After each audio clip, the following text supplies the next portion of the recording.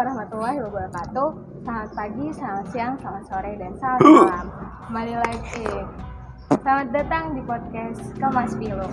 Ada yang tahu nggak Kemas Pilu itu kepanjangan dari apa? Jadi Kemas Pilu itu kepanjangan dari kehidupan masa muda penuh lika-liku. Jadi pada podcast kali ini kita akan membawakan tema tentang menjelajahi sisi keagamaan dalam dunia gamers. Jadi intinya kita akan membahas tentang games. Nah, kita akan mengeksplorasi lebih dalam tentang games yang belum kita eksplorasi sebelumnya. Tentunya saya di sini nggak akan sendirian untuk membahas itu karena saya udah bakal ada kedatangan Ustadz muda nih. Ustadz muda dengan umur 21 tahun yang berasal dari Pekalongan. Mungkin teman-teman semua sudah ada yang mengenali Ustadz ini karena Ustadz ini dikatakan jam terbangnya sudah cukup banyak. Mari kita sambut Ustadz saya. Halo Rai. Halo Pak Ustadz. Halo, gimana nih? Apa kabarnya Rai? Alhamdulillah baik. Ustadz sendiri gimana kabarnya? Alhamdulillah sehat dan baik sekali gitu. Alhamdulillah. Iya teman-teman, ini adalah Ustadz muda kita ya, Ustadz Fayat.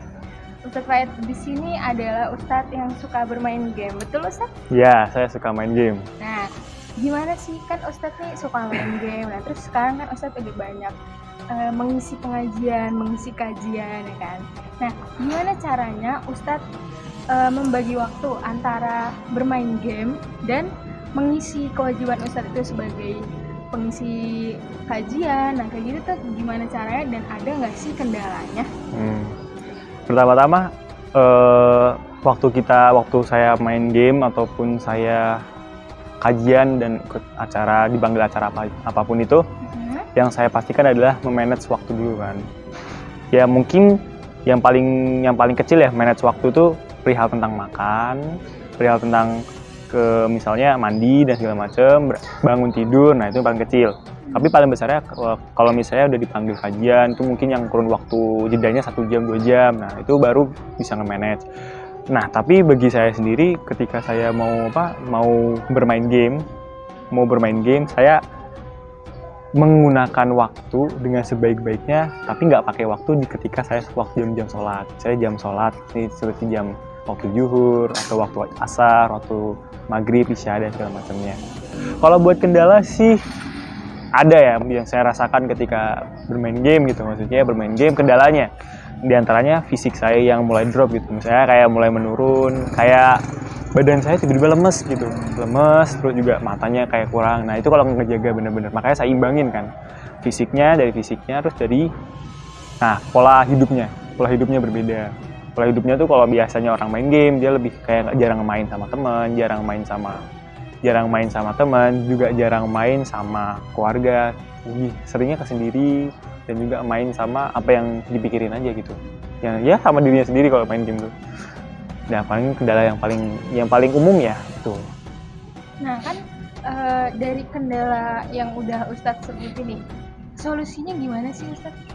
Solusinya gimana? Kalau buat tanya solusi sama sebenarnya sama sih ya. Saya juga belum dapat solusinya ya. Belum dapat solusinya, tapi saya cuma bisa buat meminimalisir aja. Buat meminimalisir tuh saya pakai dengan memberikan produktivitas yang lain. Jadi kayak ngasih waktu-waktu produktif. Misalnya buat anak-anak muda nih ya, teman-teman yang ada di rumah, pilurs nih. Ya, pilurs. Ya, namanya pilurs kan ya. Betul sekali Ustadz. Ya, saya nggak usah nebak sendiri, saya bisa bayangin. Habis itu buat teman-teman aja nih. Jadi produktivitas tuh perlu gitu. Contoh nih, sekarang waktunya main game. Nah nanti selang berapa jam kemudian, misal kalian tuh pergi kemana, jalan-jalan, staycation, healing, chill atau me time itu kan boleh tuh. Jadi kayak selingin balance gitu. Ini kan kendalanya kan kayak yang Ustadz sebut tadi ya Ustadz, kayak badan kerasa lemas gitu, down gitu. Nah kenapa kan di awal Ustadz bilang ya main game di waktu-waktu tertentu gitu, di waktu rehat atau di waktu kosong. Nah kenapa di waktu rehat itu nggak Ustadz gunakan untuk beristirahat? Kenapa malah main game? Nah salah satu produk. Dan dari kapan Ustadz mulai suka bermain game? Dan salah satu produktivitas yang saya lakuin selain saya jalan-jalan atau nggak main game ya saya istirahat. Misalnya nih, ada jam kosong, saya habis main game, ya istirahat gak apa-apa gitu. Istirahat, kadang saya pakai waktu untuk istirahat 30 menit 1 jam, kalau enggak 2 jam, ya kadang lebih sih, bahkan nih sampai 5 jam. Waduh, ya, Tapi kan tetap produktifnya 8 jam ya Ustaz, ya, 8 kalau jam. istirahat. Jadi ya sebenarnya saya pakai dalam istirahat tuh dalam kategori produktif. Karena apa ya, saya tidur tuh produktif gitu. Nah, karena untuk mengisi tenaga. Seperti itu. Iya. Nah. Jangan bercanda ya Ustaz. Oh iya. Kita masuk ya Ustaz ke pertanyaan berikutnya. Kita masuk. Jadi Ya. bagaimana elemen keagamaan muncul dalam cerita dan gameplay game? Dalam game cerita dan gameplay game. Ya. Sebenarnya ya saya jelasin dulu kalau di game itu sebenarnya bukan salah satu kategori elemen dakwah ya. Tapi dari game itu para dai itu menyesuaikan mat'unya atau bahasanya itu para ininya yang didakwahinya, audiensnya itu untuk bisa mengajak. Nah, salah satunya dari perantara game ini. Contoh dakwahnya apa ya? Nah, ini sama contohnya tuh kayak kita bermain game. Nama gamenya tuh Subway Surf. Nah, Subway Surf itu mengajarkan kita untuk bisa berkreatif. Contohnya apa? Dia kreatif membuat mural. Di badan kereta kan itu kan kreatif kan.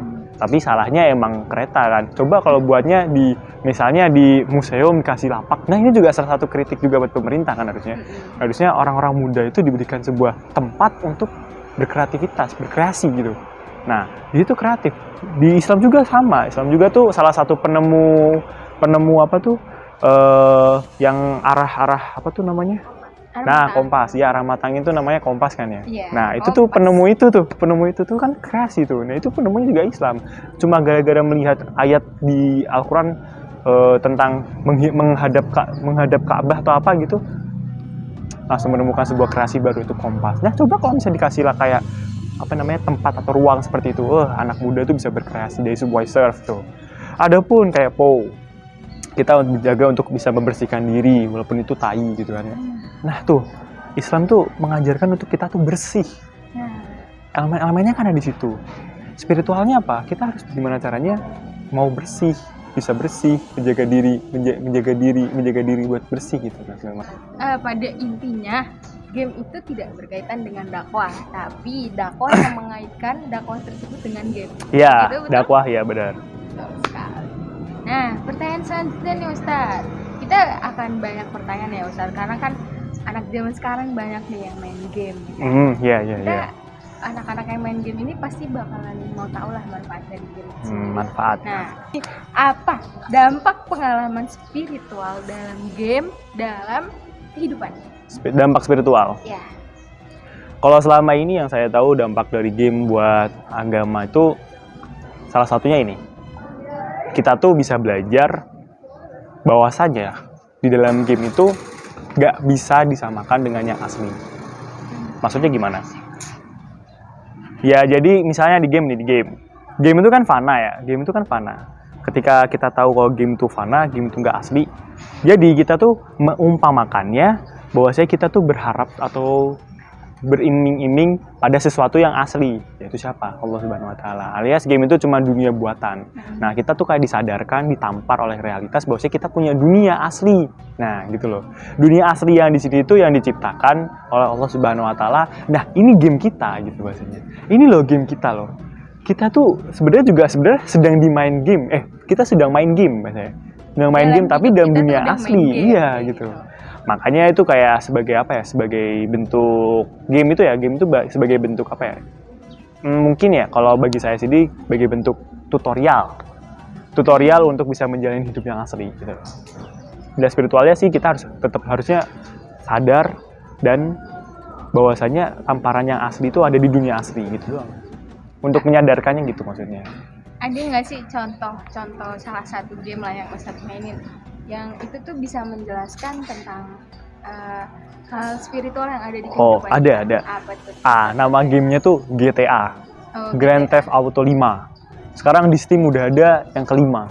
Bayangin nih, dari zaman saya dulu ya, GTA San Andreas Lost City, Vice City, sampai sekarang GTA 5 udah ada. Nah, GTA ini mengajarkan bahwa kita jadi ada satu karakter. Satu karakter ini tuh kita boleh ngapain aja kemana-mana. Jadi kita kayak bisa tawuran, bisa ngambil mobil, terus juga bisa nyuri, bisa melakukan tindakan kriminal dan yang lain-lain. Tapi nih, di sini kita diajarin bahwasanya dunia itu tuh cuma dunia fana. Makanya kita ditampar, kalau yang asli kalau kamu ngelakuin kayak gitu ya nggak boleh gitu loh. Nah, masa ya di GTA aja pakai bazooka boleh kok satu orang kok. Nah, habis itu mati kita dapat bintang dikejar polisi. Nah, seperti itu. GTA itu GTA. Jadi, kalau misalkan game yang GTA tersebut, kalau misalnya ada orang yang bermain terus mengambil dampaknya, berarti dampaknya negatif dong. Ya, makanya kan tujuannya saya untuk masuk ke game itu adalah memberikan tamparan. Jadi waktu saya main GTA, saya bilang gini aja, wih jarang-jarang nih kita berbuat kriminal di dunia kan. Nah di GTA dipuas-puasin. Pas di GTA udah dipuas-puasin, nah diperbolehkan. Kan itu fantasi kan. Nah nanti kalau udah di dunia aslinya jangan kayak gitu. Jadi kita lebih nahan, lebih santai, lebih rileks. Nah seperti itu. Lalu nih, bagaimana gamers menggabungkan nilai-nilai keagamaan mereka dengan aktivitas ngegame sehari-hari? Gamers menggabungkan aktivitas? Menggabungkan nilai-nilai keagamaan. Oh, menggabungkan nilai-nilai keagamaan. Gamers menggabungkan nilai-nilai keagamaan. Banyak sih. Salah satu contohnya nih ya. Salah contohnya nih gini. Kita gamers, tapi kita style ya kayak gini. Menggabungkan nilai keagamaan. Stylenya kayak gini. Atau enggak kita waktu ada salah satu game yang namanya The Sims. The Sims tuh di situ kita bisa membuat karakter. Karakternya tuh karakter yang mungkin soleh. Nah, itu kan menggabungkan kayak kita mencontohkan bahwasanya ini tuh karakter yang harus game yang bisa digunakan untuk sesuatu yang baik gitu bahasanya. Nah, The Sims tuh bisa kok dibuat kayak gitu. Maksudnya kalau dalam game ini ya, di The Sims kita buat karakter sesuai apa yang kita inginkan sendiri gitu. Misalnya kayak pakai peci, pakai baju yang lengan panjang, yang menutup aurat gitu loh, maksudnya menutup aurat, nggak kebuka atau apa. Nah, seperti itu kurang lebihnya. Salah satu gamenya The Sims. Kurang keras ya emang? Iya. Saya ke Anda kurang keras? Enggak, saya dengar. Oh, Anda dengar. Oh, Pilurs gimana Pilurs? Pilurs gimana? Sudah mendengar semua suara Ustadz muda kita ini yang sangat amat ganteng ya? Pilurs, kalau bisa suara saya kurang kedengar nanti saya slip call ya. Waduh, enggak. Slip call sama Ustadz muda. Nah, kan ini pertanyaan yang bagus ya Ustadz. Kita mau tahu nih, apakah ada game yang secara khusus yang dimainkan oleh remaja-remaja saat ini yang dirancang secara khusus untuk menyampaikan pesan keagamaan dan moralitas, itu ada atau enggak? Buat menyampaikan pesan keagamaan, apakah ada game khusus gitu? Ada. Nih, aku sebutin gamenya. Pertama ada game Assassin's Creed pertama. Itu keluaran tahun 2012. Lalu yang kedua ada Assassin's Creed kedua. Yang itu setelah. Sebentar Ustadz, maaf. Mungkin Ustadz bisa jelasin kenapa itu bisa dibilang khusus untuk menyampaikan dakwah Islam, keagamaan kan ya. Ya. Bentar, saya sebutin lagi satu game lagi. Ada namanya Empire of King kalau nggak salah. Kalau sudah Empire sudah wafat. Oh iya. Ya, jangan seperti itu Anda. Anda jangan roasting dong. Nah, jadi untuk game pertama Assassin's Creed itu mengenalkan salah satu tokoh besar dalam Islam, yaitu dalam sejarah ya, dalam sejarah itu dikategorikan ada tokoh yang namanya Salahuddin Al-Ayyubi. Salahuddin Al-Ayyubi itu adalah penakluk ini yang sekarang tuh Palestina. Berarti kalau di zaman dahulu tuh disebutnya aku nggak lupa ya, cuman dahulu tuh dia penakluk Palestina. Sempat di situ di beberapa scene di gamenya tuh, dan sering diantaranya tuh orang-orang sana tuh menyebutkan ini Salahuddin Al-Ayyubi, bahkan di translate-nya aja bilang Salahuddin Al-Ayyubi adalah jenderal atau komandan terpimpin di kaum muslimin yang waktu itu perang salib. Nah, beliau kan tim muslim lagi. Ya, pokoknya dia pemimpin muslim, dia jenderalnya, tapi dia lemah lembut banget dan dia adalah orang yang paling dihormati banget di zamannya waktu itu di Yerusalem. Oh ya, nama kota Palestina dulu Yerusalem. Nah, itu salah satunya. Di Empire juga dia disebutin ada tokoh namanya Salahuddin the Great of the West. Salahuddin adalah orang yang bijak. Salahuddin itu pemimpin yang bijak. Mau jelas kan? Ini sejarah. Jadi kalau saya ambil ya kan nggak bisa semua bentuk Islam diambil semua kan ya. Tapi ada salah satu sejarah yang mana itu relate sama keadaan Islam, yaitu sejarah perang Yerusalem dulu, perang salib dahulu, yaitu yang dipimpin sama Salahuddin Al-Ayyubi. Nah, ini yang menurutku game-game tentang yang kayak gini tuh harus perlu dipelajari sama orang-orang Islam itu. Tapi karena mungkin belum banyak yang tahu tentang game itu, jadi ya minim banget. Nah, ini bagi teman-teman semua mungkin yang udah tahu game yang kita bahas hari ini.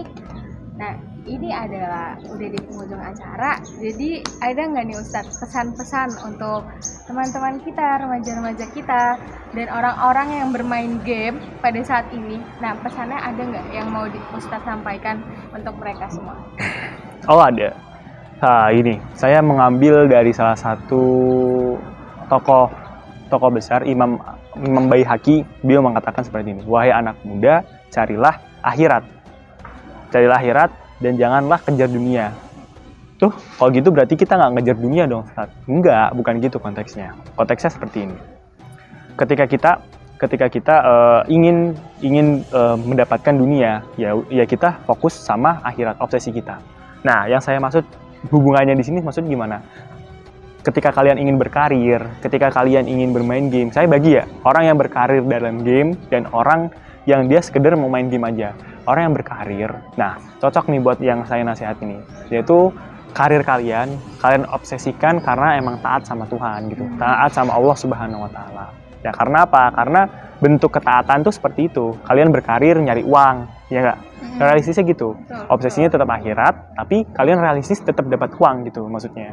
Nah, tetapi bentuk dari itu semua adalah bentuk ketaatan. Nah, buat yang nggak main game gimana nih? Yang buat main game berarti kita nggak taat dong? Nggak dong. Kalian tetap taat, akan tapi kalian bisa kurangin dan minimalisir main gamenya, karena itu nggak baik buat kesehatan juga. Buktinya saya suka game, tapi saya bisa manage waktu buat teman, buat kawan maksudnya sahabat ya. Kalau teman kan ya mungkin teman banyak, biasa kenal. Kalau kawan ya yang akrab gitu, setongkrongan lah bahasanya.